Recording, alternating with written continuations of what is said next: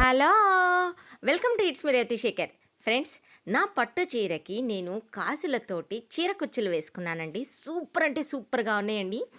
ఎలా వేశాను, ఏ మెటీరియల్ వాడాను అనేది ఈ వీడియోలో చూపిస్తానండి. వీడియో పూర్తిగా చూడండి.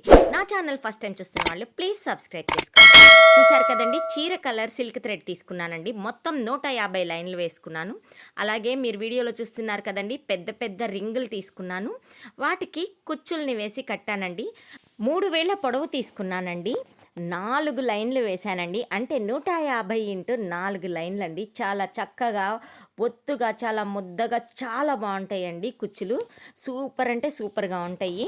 దీనికి నాకు 1.5 దారపు రీల్ పట్టిందండి. ఒక రీల్ అయితే సరిపోలేదు. తర్వాత గోల్డ్ థ్రెడ్ తీసుకొని ఆ కుచ్చుల్ని గట్టిగా కట్టేశానండి. ఇలా కట్టిన తర్వాత ప్రతి కుచ్చుకి కొంచెం గమ్ అనేది పెట్టుకున్నామంటే ఎప్పటికీ ఊడిపోవండి. చాలా స్టాండర్డ్గా ఉంటాయి.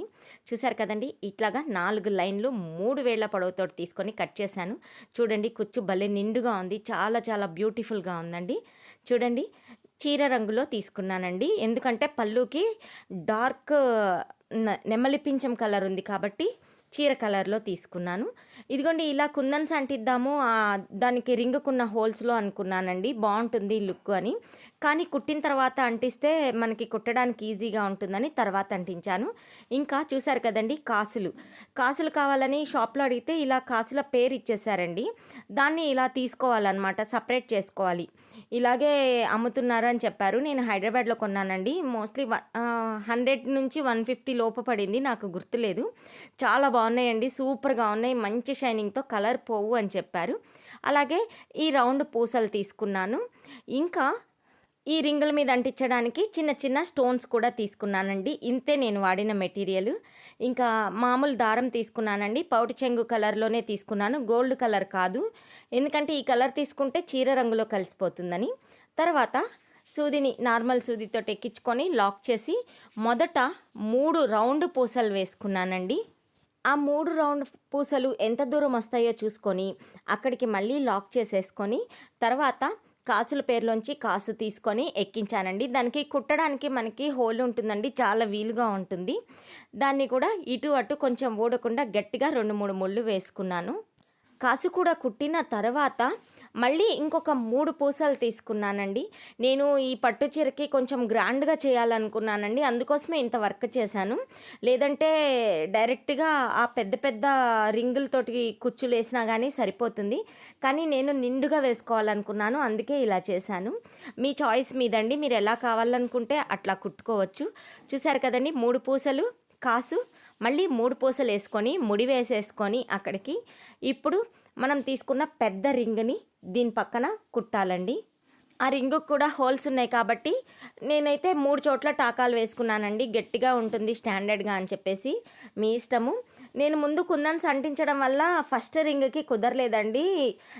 ఎప్పుడైనా సరే ఇలాంటివి కుట్టేప్పుడు ముందు కుట్టుకున్న తర్వాత కుందన్స్ అంటిస్తే బాగుంటుంది. ఆ చిన్న చిన్న కుందన్స్ అంటించడం వల్ల నైట్ టైం భలే మెరుస్తోందండి, సూపర్గా ఉంది లుక్. అందుకోసమని అలా అంటించాను. ఇలా ఈ పెద్ద రింగుతోటి కుచ్చు కుట్టిన తర్వాత ఈ రింగుకి మధ్యలోకి ఇంకొక కాసు వేసుకున్నానండి. ఈ కాసును కూడా వేసి కుట్టేసేసి మళ్ళీ పక్కన 3 పూసలు కాసు, 3 పూసలు, మళ్ళీ పెద్ద రింగు అలా కుట్టానండి. ఒక్కసారి చూసేయండి.